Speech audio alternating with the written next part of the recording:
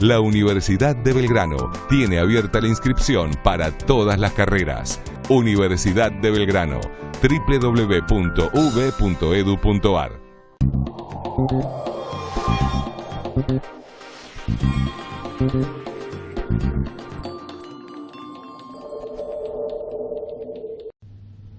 Hola, bienvenidos a Universidad Crítica, el programa del doctor Avelino Porto. En tiempos normales y en plan electoral algunas declaraciones pueden pasar inadvertidas, son declaraciones de campaña, pero en tiempos anormales como los que estamos viviendo, más allá de las elecciones, algunas declaraciones llaman poderosamente la atención.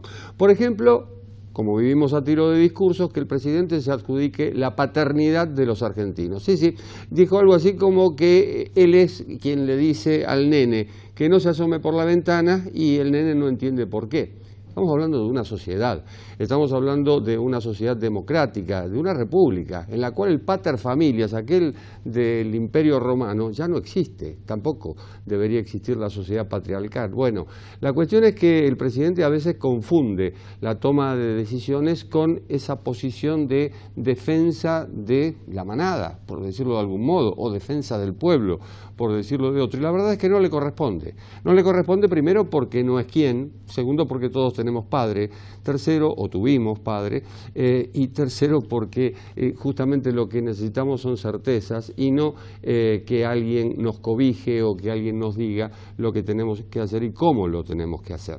Esto va más allá de la toma de decisiones y esa es la gran pregunta, ¿cómo se toman decisiones en Argentina? Argentina es un país presidencialista. Eso lo damos por hecho, pero curiosamente el presidente parece que no manda y ahí viene la duda, cómo se toman las decisiones en un país presidencialista en el cual el presidente no manda y en el cual algunos gobernadores han convertido sus distritos en feudos. Bueno, esto está a la vista, sobre todo por lo que ocurre en Formosa, pero podríamos hablar de otros feudos que hay en Argentina. Y también vamos a hablar de la reforma judicial. Es tan urgente, es tan necesaria la reforma judicial que impulsa el gobierno. ¿Estamos hablando de intereses generales o estamos hablando de intereses particulares? Me inclino por los últimos, por los particulares. Lo analizamos luego de los siguientes títulos.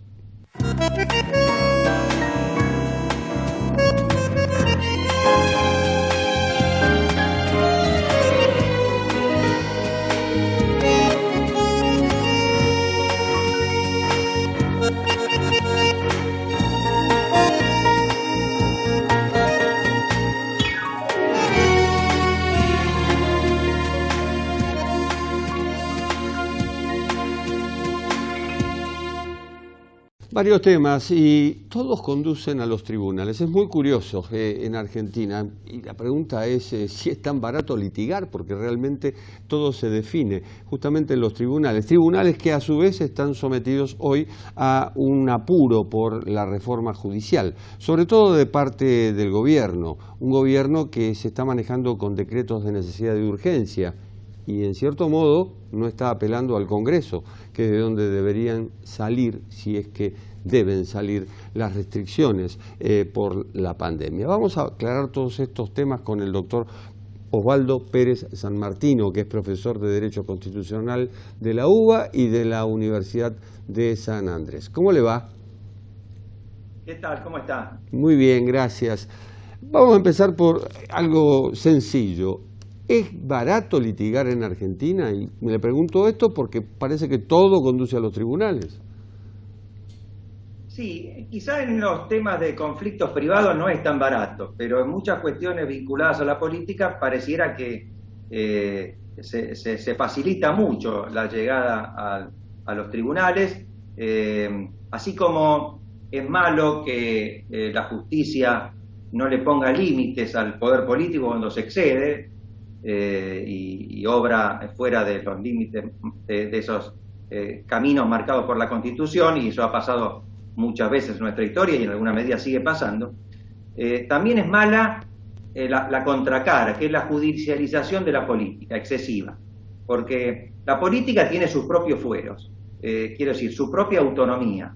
Los diputados, los senadores, el presidente, son elegidos democráticamente, representan al pueblo, y en la medida en que se manejen dentro de los carriles constitucionales, la manera en que lo hagan debería ser un resorte exclusivo de ellos, salvo los casos, por supuesto, en que obran inconstitucionalmente o, en el caso del Congreso, o dicta leyes que son formalmente constitucionales, porque se han seguido el procedimiento marcado con la Constitución, pero son irrazonables, son arbitrarias, conculcan derechos. Bueno, en todos esos casos el Poder Judicial debería poner un límite firme, pero no está el Poder Judicial para dirimir cuestiones de orden político, de orden económico, para determinar cómo es mejor enfrentar una determinada crisis, como la actual de orden sanitario,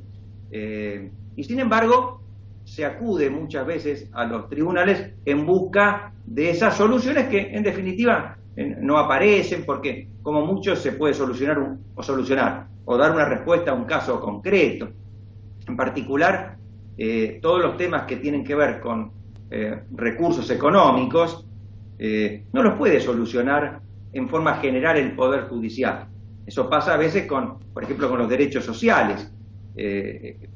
Están bien, a veces pero son un catálogo muchas veces de ilusiones en la medida en que no pueden los jueces determinar el manejo del presupuesto, por ejemplo, porque conceder ciertos derechos, por ejemplo, digamos, a la vivienda o a la salud, ciertos beneficios, implicaría restar partidas presupuestarias de otras actividades. Bueno, esas decisiones son políticas en el más pleno sentido de la palabra, porque son valorativas. Hay opciones en juego y los representantes del pueblo eligen de acuerdo a ciertas valoraciones ideológicas, a ciertas cuestiones que ellos entienden de eficacia, de ponderación entre pros y contras, en fin.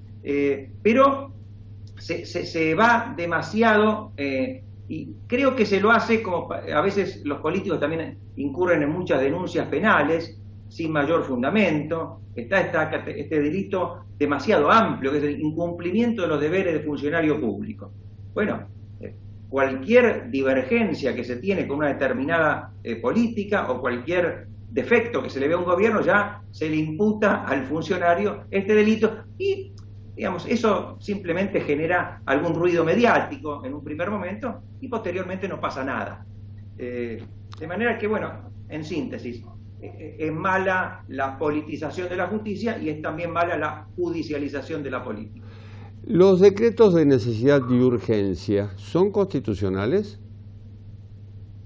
Los decretos de necesidad y urgencia están previstos en la Constitución desde la reforma de 1994. Antes de esa reforma se habían dictado algunas veces. Alfonsín dictó unos pocos. Cuando llegó Menem al gobierno, empezó a dictar decretos de necesidad y urgencia de una manera extraordinaria. Dictó cientos ya en su primer mandato. Y esto fue lo que la reforma, digamos, en esto impulsada por la oposición, en aquel momento fundamentalmente por el radicalismo y por Raúl Alfonsín, intentó limitar. Es decir, hay que hacer este raconto histórico para ver cuál es el sentido que tiene la previsión constitucional de los decretos de necesidad y urgencia. Se dice, porque uno de los propósitos de la reforma del 94, si se lee la ley declarativa de la necesidad de reforma que sancionó el Congreso, fue atenuar el presidencialismo. Entonces algunos dicen, bueno, lejos de atenuarlo, se lo incrementó, y citan como un ejemplo antes no existían en la Constitución los decretos de necesidad de urgencia, ahora existen.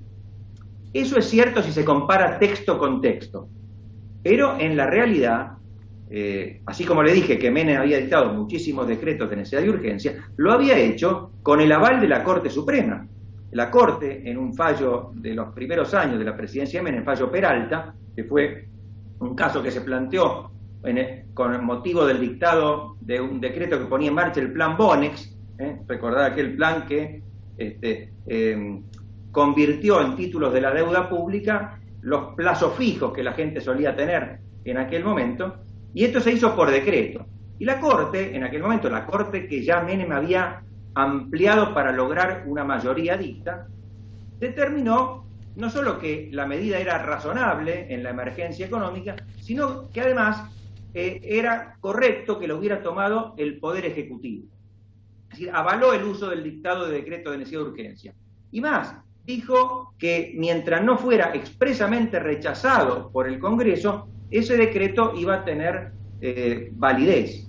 Bueno, este es el panorama al que se enfrenta la reforma del 94. Entonces, cuando se incorpora la previsión de los decretos de necesidad de urgencia, lo que se quiere es limitarlos. Y de hecho, el primer párrafo que habla de este tema, dice que el Poder Ejecutivo no podrá en ningún caso dictar disposiciones de carácter legislativo bajo pena de nulidad.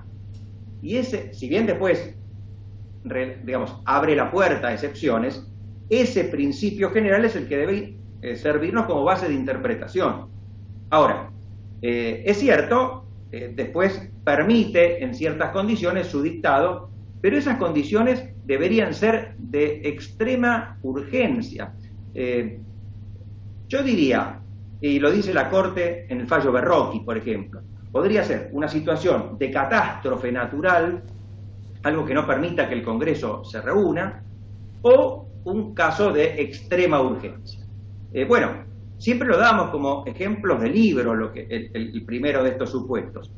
Creo que con la pandemia, en marzo del año pasado, la pandemia del COVID, se puede entender que se configuró esa primera hipótesis. Hubo una circunstancia imprevista que apareció súbitamente, que obligó, por lo menos inicialmente, al confinamiento, a la clausura de todas las actividades, incluida la del Congreso, y en tal caso que el presidente hubiera dictado algunas medidas por decreto de necesidad y urgencia, no parecía mal, digamos, respetaba ese espíritu de extrema excepcionalidad del artículo 99, inciso tercero de la Constitución Nacional. Ahora, el problema es que después esto se mantuvo a lo largo del tiempo. El Congreso volvió a funcionar, primero virtualmente, luego en una forma mixta, presencial y virtual, y el presidente se ve que se siente muy cómodo, sin necesidad de tener que enviar proyectos que se discutan en el Congreso y lograr las mayorías,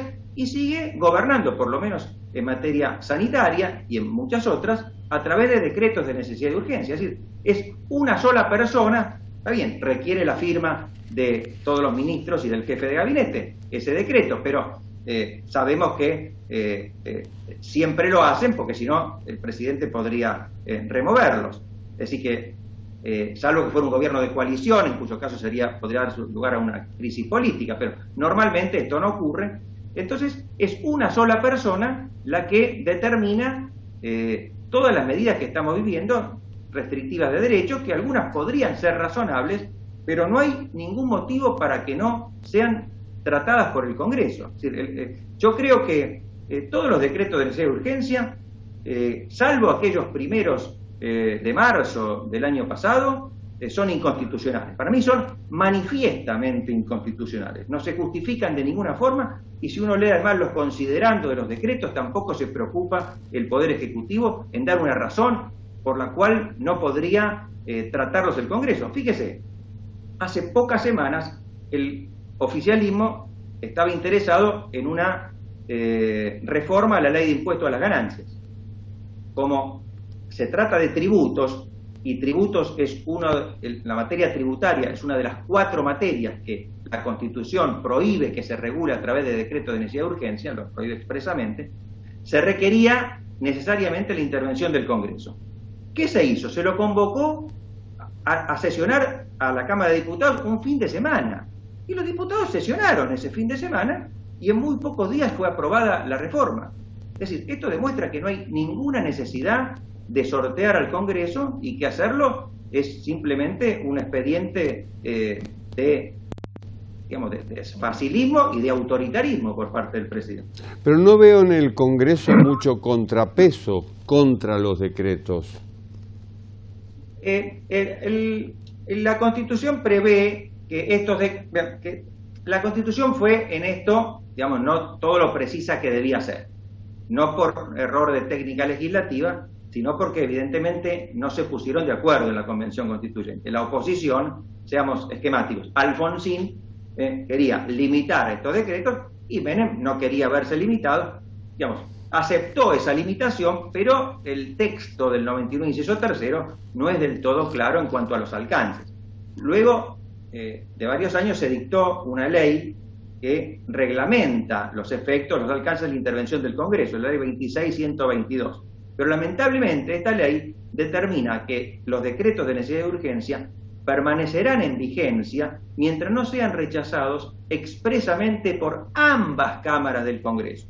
Con lo cual, el Poder Ejecutivo, mientras su partido o su coalición tenga el control de una sola de las cámaras, podría gobernar tranquilamente por decreto. Estos decretos, bueno, luego son sometidos a una comisión bicameral que dictamina y luego deben ser considerados en ambas cámaras del Congreso, que los puede rechazar o aprobar. En general, cuando esto ocurre, se los ha aprobado, pero a veces se los trata ya mucho tiempo después de que fueron dictados. Es cierto que el Congreso no ha controlado con el rigor necesario estas atribuciones que se autoasigna el Poder Ejecutivo, pero yo no sería tal vez tan severo porque la oposición no tiene mayoría en ninguna de las cámaras, en el Senado ni remotamente, y en la Cámara de Diputados, si bien el oficialismo no tiene quórum propio, está cerca de lograrlo con el concurso de algunos de esos partidos menores o algunos de esos tránsfugas que siempre hay, que aparecen como opositores y después actúan como aliados del oficialismo. Es decir, no me parece que podamos reprocharle a la principal bancada opositora que no haya querido poner límites. Por supuesto hay diputados y senadores más combativos, otros que lo son menos, otros que ni se sabe de su existencia, bueno, como ocurre en todo cuerpo parlamentario. Seguro. Hablando del Congreso, ¿qué tan urgente es la reforma judicial? No, evidentemente no tiene ninguna urgencia, menos en los términos en los que fue planteada, y en medio de una crisis como la que vive la Argentina, una crisis que desde el año pasado es sanitaria, pero que ya desde antes era económica y social. La Argentina tiene cerca del 50% de sus habitantes en la pobreza, o 40 y pico por ciento, y en los sectores jóvenes supera el 50%. Es una catástrofe para un país como la Argentina, que hace décadas se enorgullecía de ser un país de una vigorosa clase media, ejemplo y faro de América Latina. Bueno, nada de eso se va a solucionar con esta pretendida reforma judicial, que lo único que busca, seamos sinceros, es la impunidad de Cristina Kirchner y de algunos otros funcionarios de su gobierno que están siendo sometidos a proceso.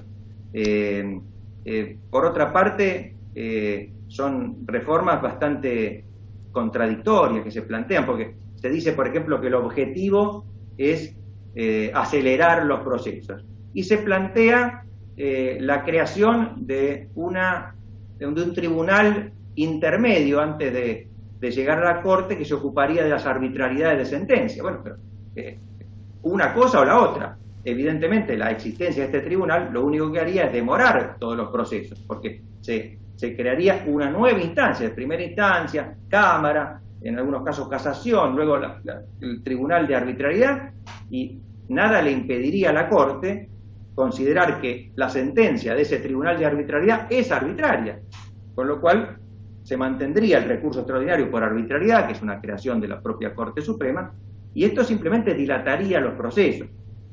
También la reforma que se ha planteado en el ámbito de la justicia penal, con creación de una cantidad de juzgados, no se entiende cuando al mismo tiempo, desde hace unos años, se está avanzando hacia el proceso acusatorio, en el que el protagonismo fundamental lo tienen los fiscales. Entonces, pareciera que simplemente es creación de cargos para ocupar con jueces cercanos al poder de turno, o para distraer o para, francamente, generar situaciones de impunidad. No es para nada la reforma judicial que necesitan los argentinos. Además, fíjese, se la plantea solamente en el fuero federal, que es un fuero de excepción, no en los fueros ordinarios, que son aquellos que tienen más que ver con la cotidianidad, con las necesidades de las personas comunes, con su vida de todos los días. Es muy claro que la reforma que se plantea es una reforma que le interesa a un sector del poder, no está pensada para mejorar la vida de los argentinos. Intereses particulares sobre los generales. Doctor Pérez Sammartino, muchísimas gracias. Bueno, gracias a usted. Un gusto. Vamos a una pausa, volvemos.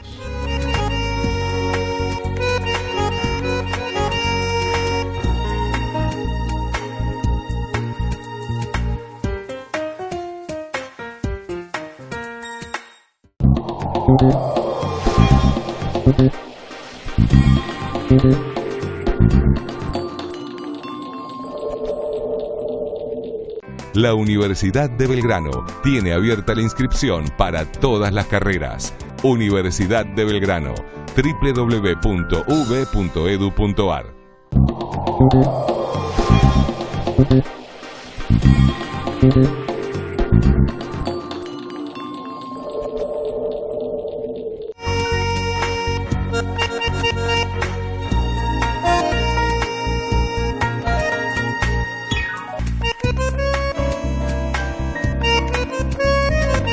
Muchas veces nos preguntamos si la política está a tono con el interés general, con la gente, con el ciudadano de a pie, con aquellos que necesitan una respuesta, más que todo ver un horizonte, mirar un poquito más allá del día a día. Y muchas veces nos damos cuenta de que en realidad están cada vez más alejados. Y no pasa solo en Argentina, pasa en muchos países. Pero claro, uno está aquí y aquí lo vivimos. Felipe Noguera, consultor político, ¿cómo estás? Muy bien, muchas gracias. Una sensación Gracias por invitarme. Al contrario, un gusto. Una sensación muy general es como que los ciudadanos hablan un idioma y los políticos hablan otro. ¿Cuál es tu impresión? Los políticos suelen perderse en su propio mundo, ¿no? Como hablándose entre sí. Me acuerdo en la elección de Panamá del año 89, cuando se había unido toda la oposición panameña para tratar de sacar al coronel Noriega, que estaba en el poder, y que hicimos unas investigaciones ahí, unos focus groups o grupos motivacionales donde se le pregunta, ¿no?, a la gente qué opina de lo que está pasando, y apareció un dato muy interesante, una frase muy interesante de una gente que decía: mire, los políticos son afiches que están pegados en la pared y que se arrancan unos a otros. Es decir, es como que los políticos estaban en otra dimensión, en una dimensión plana, hablándose entre ellos, agrediéndose entre ellos, y la gente separada de esto.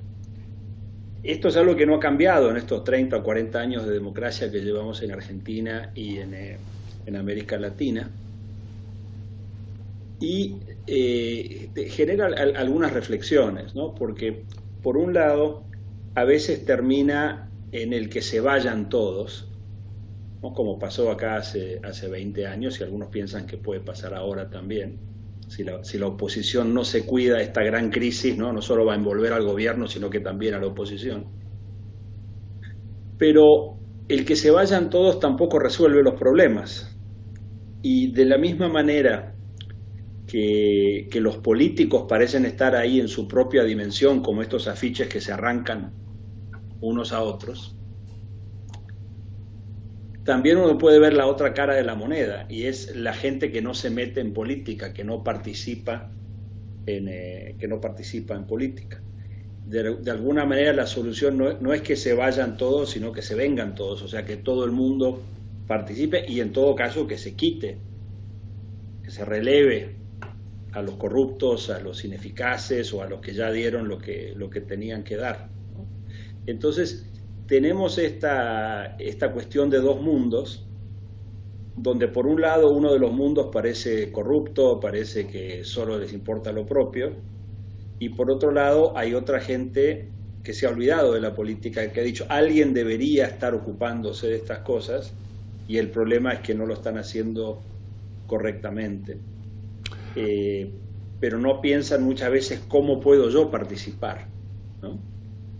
Y las instituciones de nuestra república son teóricas, son conceptuales, si no funcionan. O sea, recuerden aquello que decía Lamarck, de que la función hace al órgano, ¿no? Cuando empieza a funcionar es cuando tiene sentido. Yo diría que en la República la participación hacia las instituciones, o sea, las instituciones tienen sentido si uno participa de ellas. Entonces, la institución de la libertad de expresión o de la libertad de prensa, la institución de la separación de poderes, todos estos aspectos hay que darles realidad a través de la participación. Entonces, cuando tenemos un problema que es que los únicos que están participando son estos políticos de siempre, que no parece que lo funcionan, no vamos a solucionar el problema vaciando a esas instituciones, sino que más bien es participando y dándole sentido a estas instituciones. Hay un dato, Felipe, que deja la pandemia, y es cuando los políticos se moderan, obtienen imagen positiva. Cuando los políticos, digamos, dejan de ser moderados, van a los extremos, obtienen imagen negativa. Y hoy se mide más la imagen negativa que la positiva. ¿Quién gana con eso? Bueno, para mí es un tema que remite un poco a esa teoría de la negociación de posiciones e intereses, ¿no? Es decir, si nosotros discutimos qué le interesa, qué le conviene inclusive a la gente, al gobierno de la ciudad, al gobierno de la nación, al gobierno de la provincia, se pueden llegar a acuerdos donde ganan todos. Ahora, cuando se remiten a esos intereses donde yo digo, yo mando, o yo quiero que se haga esto, o yo quiero y discuto a partir de los intereses, volvemos a situaciones más tribales y más primitivas. La teoría de la negociación y también del conflicto nos muestra, pero hace siglos, que muchas veces el conflicto externo se utiliza para generar una unidad interna. Si voy a la guerra, ¿no? Hablemos de la guerra de Malvinas, por ejemplo, un gobierno militar que se caía y genera un episodio como la invasión de las Malvinas, que genera un polo de apoyo muy fuerte, digamos de muy corta vida, ¿no? Pero muy fuerte en su momento, o las veces que un gobierno como el de los Kirchner se pelea, no sé, con el Fondo Monetario, o cuando viene Bush a Mar del Plata, y Chávez y Kirchner, ¿no? Lo agreden y todo este tipo de cosas, hacen su cumbre paralela, digamos. Esos fenómenos de agresión externa generan, como en los términos que vos decís, sería la imagen positiva de un sector y la imagen negativa del resto. ¿Por qué hago eso? Porque entonces la imagen positiva de ese sector me importa más, aunque sea más pequeña, porque estoy pensando en mantener mi liderazgo sobre ese sector. Puede ser sobre un país en un conflicto internacional o sobre un partido político. En el caso de los partidos es porque apuntás al núcleo duro del partido. Exactamente. Y ahí la contracara de esa otra vez es estos blandos que no participan. Porque si la gente que está viviendo su vida, la gente que realmente hace funcionar el país, se metiera más en política, quizás esta lógica, esta aritmética interna, ¿no es cierto?, donde los duros pesan más que los blandos, y entonces los duros terminan eligiendo a estos líderes confrontativos que incrementan su imagen negativa en el total de la sociedad, pero a su vez su imagen positiva o su liderazgo dentro de sus enclaves. La duda es si esos duros te aportan para una elección. Y vayamos a a las elecciones de este año, por ejemplo, tanto dentro del Frente de Todos como dentro de Juntos por el Cambio, evidentemente hay alas, una más moderada, la otra más extrema.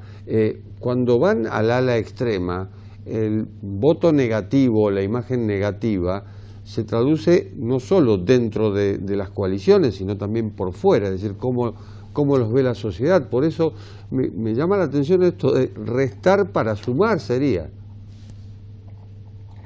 Es un juego peligroso porque muchas veces, por ejemplo, lo que está pasando en Argentina hoy, donde el gobierno empieza a tener una serie de crisis, ¿no? Una crisis económica, una crisis por la pandemia, una crisis por las vacunas, una crisis por la corrupción, una crisis por la inseguridad, por todos los presos que soltaron y las imágenes que vemos en los medios todos los días de gente asesinada en la calle.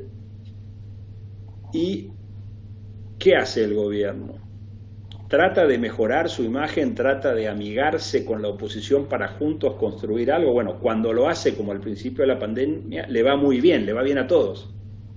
Pero cuando por esta dinámica de confrontación deja de hacerlo y empieza a caer la imagen de gobierno, la pregunta es, ¿la oposición sube, es una especie de sube y baja, cae uno y sube el otro, o que lleva al otro para abajo? Que es lo que nos llevaría a una especie de que se vayan todos o a la emergencia de nuevos liderazgos más mesiánicos o carismáticos, que eso está sucediendo en muchos lugares, ¿no? Entonces es una situación bien complicada, y donde lo que a mí me parece es que las cúpulas, o sea, el agregado, lo que es Frente de Todos y Cambiemos, tienen sus problemas internos o sus problemas de liderazgos, o problemas en el sentido de cosas que tienen que resolver, ¿no? Mientras tanto, si esa problemática los lleva a sus posiciones más extremas, más duras, y hacen que suba todo lo negativo, ¿qué hace la gente que está en el medio? ¿Qué hace la gente que tiene otros problemas, que tiene otra visión de las cosas, pero tiene que esperar que los duros de lado y lado diriman sus problemas?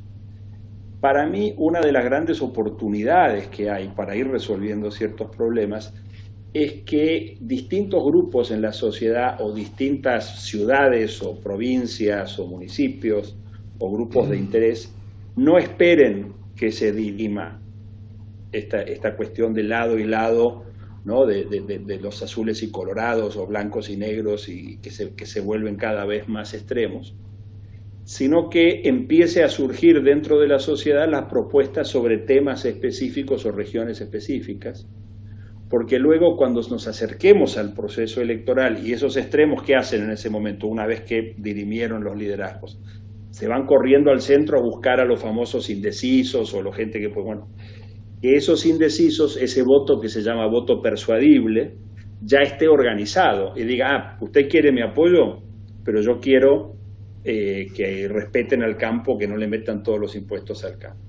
O yo quiero que sigan las clases en los colegios, que eso sea una prioridad importante dentro de lo que está sucediendo, ¿no? Y ahí estoy dando dos ejemplos, volviendo a lo que decía al principio, de participación, o sea, de sectores en nuestra sociedad que no esperaron a que los articule ninguna de estas grandes construcciones políticas, sino que se han ido movilizando ellos para impulsar sus intereses de educación o de desarrollo del potencial agropecuario argentino. Podemos dar otro, que es todo el tema del medio ambiente, por ejemplo, que hace muchos años que viene desarrollando su agenda, y la tiene bien armada, de tal forma que cualquiera que quiere buscar ciertos votos sabe que ahí hay una agenda bien armada. Como experto en comunicación, ¿cómo comunica el gobierno y cómo comunica la oposición? Bueno, yo creo que el gobierno hace la tarea. O sea, uno podrá criticar que el gobierno está en el medio de una gran crisis, de que ha manejado mal la pandemia o las vacunas o la economía, etcétera. Pero todos los días uno ve en los medios masivos clásicos o en redes sociales, etcétera, mensajes, ¿no?, de Argentina presidencia, que es una frase que a mí me parece media rara, pero ahí está y es muy consecuente, y una serie, digamos, de narrativas, etcétera, que van construyendo su narrativa. ¿Qué es lo que hace el gobierno? Dice, nosotros tenemos un 25-30% de la población que nos apoya casi por pertenencia de alguna manera, ¿no? Es como es eso, esa gente que no dice yo apoyo al kirchnerista, sino yo soy kirchnerista, dicen, ¿no? O sea, pertenecen ahí, y entonces cuidan la base. Gran error del gobierno de Mauricio Macri, que no cuidó su base, o sea, no se ocupó especialmente de la gente que le había llevado el poder. Por ejemplo, no solucionó el tema de la inflación, que para la clase media, para todos, pero especialmente para la clase media es un tema como casi icónico, casi como que ese es un tema muy, muy central, ¿no? Entonces, el gobierno sí cuida a su base, a través de políticas quizás clientelares, lo que sea, pero me parece que comunica y construye ahí. Le va a costar ese espacio, digamos, intermedio. Ahora, la oposición que tiene a su disposición un espacio más grande en este momento, justamente por todos los fracasos del gobierno, no termina de articular una política de comunicación, que tampoco es tan fácil. Y hay varios temas donde, por ejemplo, en el tema de la pandemia, que uno diría, bueno, esto es un tema de una gran crisis del país y del gobierno, hasta ahora quizás el gran éxito ha sido el de Rodríguez Larreta, con su postura, ¿no?, de diálogo, de colaboración, inclusive de poner la otra mejilla, como quien diría, que le ha dado un gran resultado, tanto en gestión como en comunicación, ¿no?, porque ahí van las dos cosas de la mano. En el tema de la inseguridad, que es un tema muy importante, que siempre está ahí atrás, Patricia Bullrich ha dado un primer paso, digamos, con un cierto protagonismo, construyendo sobre sus 4 años como secretaria de Seguridad, poniendo la cara, estando. Quizás le falta, en ambos casos, ¿no?, integrar eso a una narrativa mayor, que lo que digo que sí hace el gobierno. En economía, yo creo que no termina la oposición de armar un mensaje, una posición, una narrativa convincente.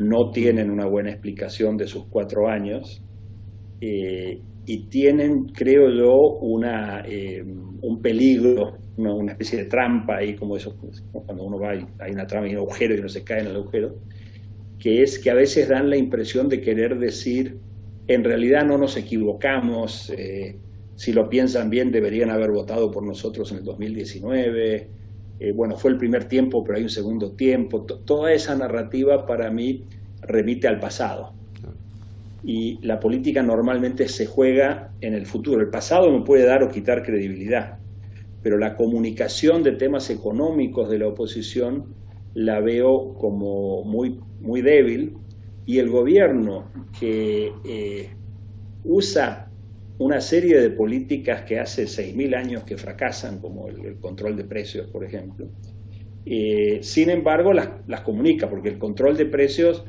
parecería ser que, bueno, qué bueno que se controlen los precios. Cualquier economista, cualquier historiador sabe, ¿no?, que desde la Mesopotamia hasta estos días eso nunca ha funcionado, pero la oposición no encuentra una buena manera de comunicar eso, mientras que el gobierno va con este mensaje, que es una política pésima, pero muy, muy populista, digamos, en su manera de comunicar.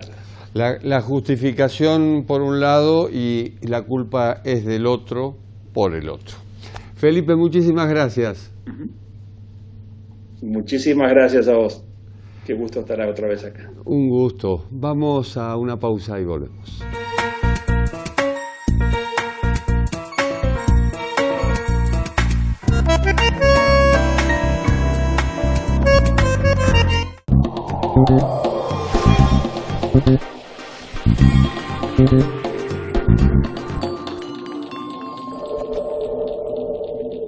La Universidad de Belgrano tiene abierta la inscripción para todas las carreras. Universidad de Belgrano, www.uv.edu.ar.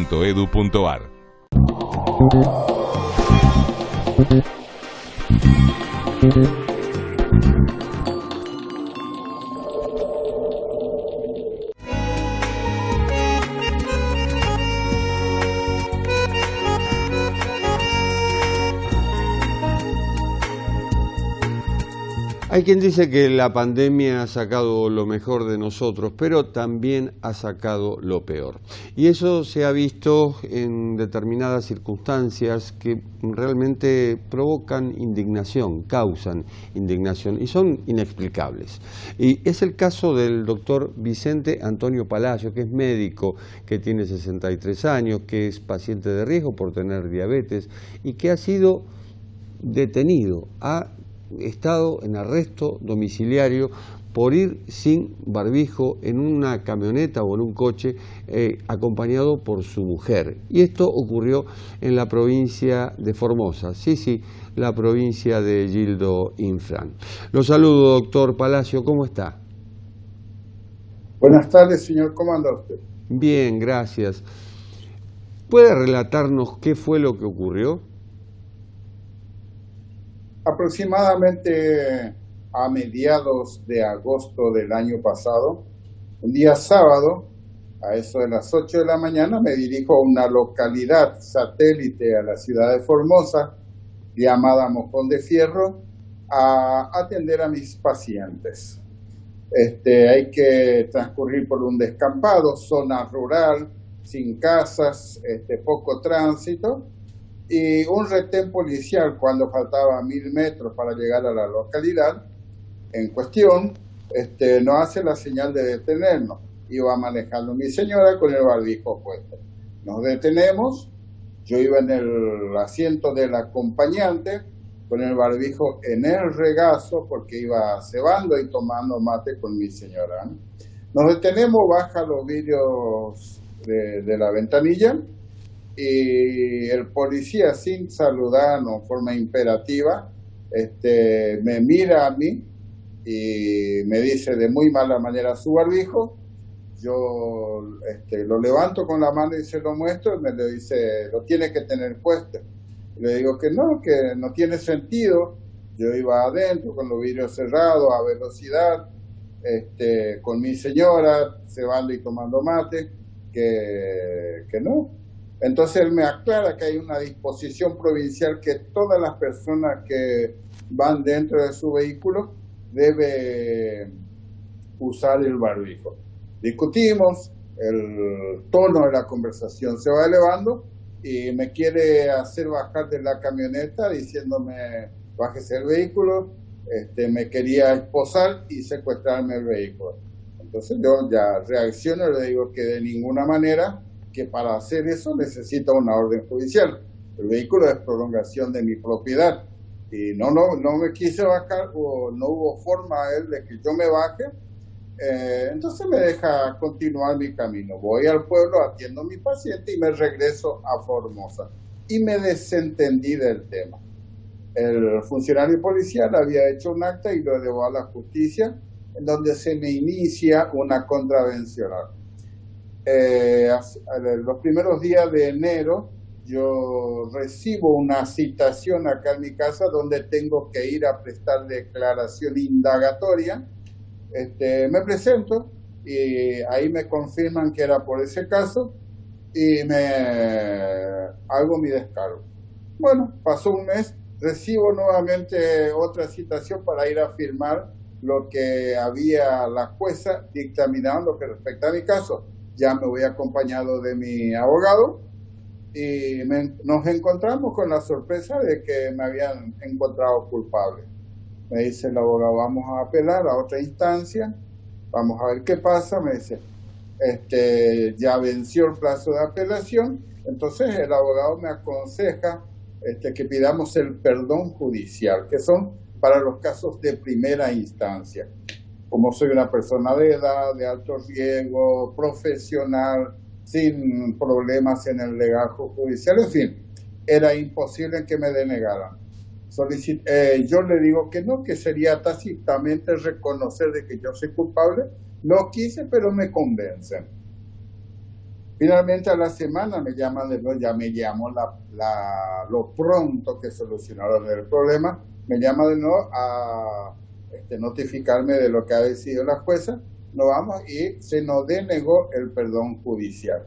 Ahí, en ese momento, la secretaria del juez me dice que mi condena puede ser 3, o una multa de 26,000 pesos, o tareas comunitarias en un hospital distrital número 8, que es de los centros de COVID acá en la provincia, o 10 días de arresto en una comisaría.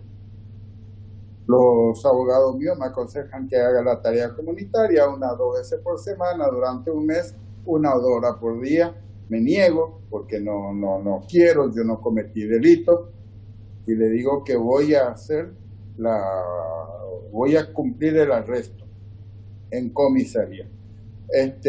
Quiso hablar conmigo la jueza para que recapacite.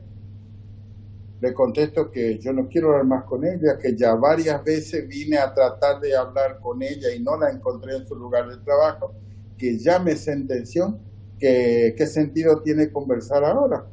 Entonces firman, me arresto, y de ahí viene un patrullero, me alza y me lleva a la comisaría, me meten en un calabozo con otros presos comunes y me encierran con llave. ¿En un calabozo? Así es, señor. ¿Y cuánto estuvo? 4x4. ¿Cuánto tiempo estuvo en el calabozo? Cuando entro ahí le comunico al comisario de que voy a iniciar huelga de hambre porque considero de que me han retenido, quitado mi libertad en forma injusta, e inicio la huelga de hambre. También aviso a todos los medios de difusión masiva que son amigos, y ellos, como reguero de pólvora, ¿verdad?, desparramaron en la ciudad, en la provincia y en todo el país el caso mío. Gracias a la presión mediática, fundamentalmente nacional, fue de que otro juez recapacita y ordena mi arresto domiciliario. 2 días hice de huelga de hambre. Doctor Palacio, ¿cómo se está viviendo esto en Formosa? ¿Cómo se vive permítame llamarlo feudo, en un feudo en el cual el gobernador ya lleva 25 años en el poder? ¿En qué sentido, me pregunta usted, señor? En el sentido... En lo que respecta a libertad, pésimo.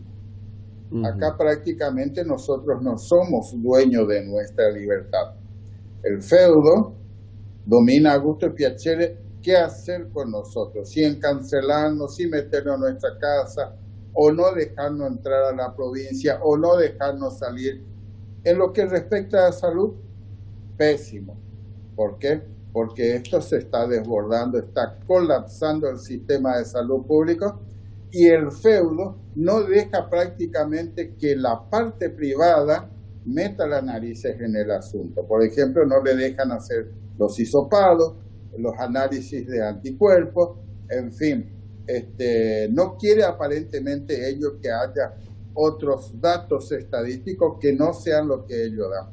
Suponte yo voy a hacerme un hisopado y jamás veo los resultados, me notifican nada más que o es positivo o negativo, pero nunca veo ni la firma del bioquímico ni qué resultado me dio. Lo mismo con los análisis para anticuerpos. En lo que respecta a lo económico, Formosa es pobre, el promedio de sueldo es paupérrimo, la gente es incapaz de progresar, nuestros jóvenes o emigran a otras provincias o emigran a otros países o se meten en seguridad en la provincia o en el país, pero no hay fuentes de trabajo. En lo que corresponde a alimentación, nuestra gente ya está teniendo hambre, no hay trabajo, no pueden comprar para sus alimentos y depende exclusivamente de lo que le da el gobierno. En lo que corresponde a educación, no permiten que nuestros chicos vayan a una escuela o a un colegio. Ahí tenemos pocos casos. Y en lo que, sí, también ya no hay fuente de trabajo, correcto. Doctor Palacio, usted médico, 63 años, ¿recibió la vacuna? No, señor. Yo considero, señores, esta es una opinión muy mía, que la vacuna es más peligrosa que la enfermedad. Yo considero eso. Pues nos enteramos en los últimos días que el 90% de los presos sí han recibido la vacuna en Formosa. El personal acá en Formosa, correctamente. Yo considero que acá en mi provincia esta vacuna le va a ser más útil a otras personas. Hay mucha gente en salud, personas mayores de 60 años, que no han recibido todavía la vacuna. Si la provincia está tan mal, ¿por qué Infran es reelegido? No, señor, no es reelegido. El señor Infran compra sus mandatos. Le explico. Acá a Formosa vienen 15.000 o más paraguayos nada más a votar a Formosa. Deciden una elección. Vienen 2 veces o cada 2 años, a votar porque reciben o jubilación o planes sociales o reciben plata por sus votos. Vienen, le pagan, votan y vuelven. También hay muchos muertos que observamos que firman y votan en los papeles de la votación, en el padrón. También por bolsita de mercadería que le sirve para 2 días, nuestra gente cambia su voto. También tiene muchos empleados públicos, muchos de ellos con muy buen sueldo, que también son adictos a él. Y así, de esa manera y otras más, a los aborígenes los acarrean en camiones y los llevan a votar, ya le dan el voto. Cuando terminan de emitir su voto, lo vuelven a cargar a los camiones al aborigen, ya con su mercadería y un poquitito de plata. Él compra su mandato, señor. Doctor Palacio, ¿tiene miedo usted? Sí. Mi trabajo depende del Estado provincial, también del Estado nacional. Esta gente no tiene escrúpulos. Me van a dejar sin trabajo, pero también mi fastidio, mi cansancio, lo que le hace a mi gente está superando nuestro miedo. El pueblo de a poquito se está levantando. Creemos que ya la gota está colmando el vaso y nuestro miedo se está relegando atrás. ¿Y cómo interpreta que el gobierno nacional, el presidente Alberto Fernández, hable de Infran como si fuera el mejor gobernador del país? Y hoy habló de Capitanich también. Bueno, perfecto. Se interpreta de la siguiente manera. Formosa pone en juego 2 senadores y 3 diputados justicialistas, que él lo necesita como oro.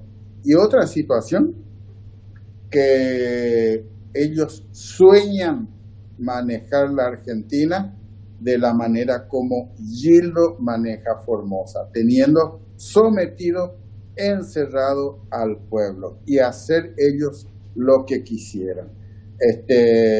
Acá en la provincia de Formosa, se lo comento, está creciendo un tumor súper maligno, hablando en términos médicos, y se va a extender a todo el país si ustedes no toman los recaudos necesarios para extirparlo. Y cuando se den cuenta, vamos a hacer Venezuela.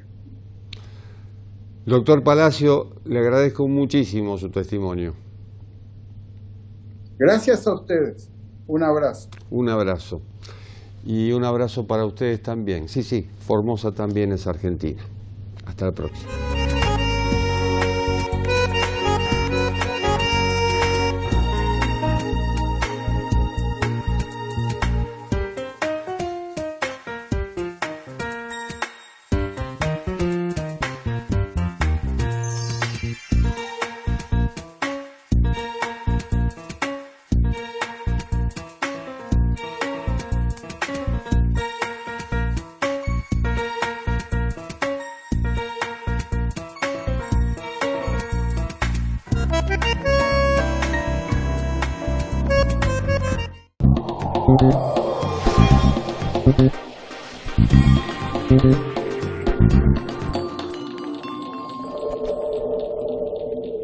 La Universidad de Belgrano tiene abierta la inscripción para todas las carreras. Universidad de Belgrano, www.uv.edu.ar.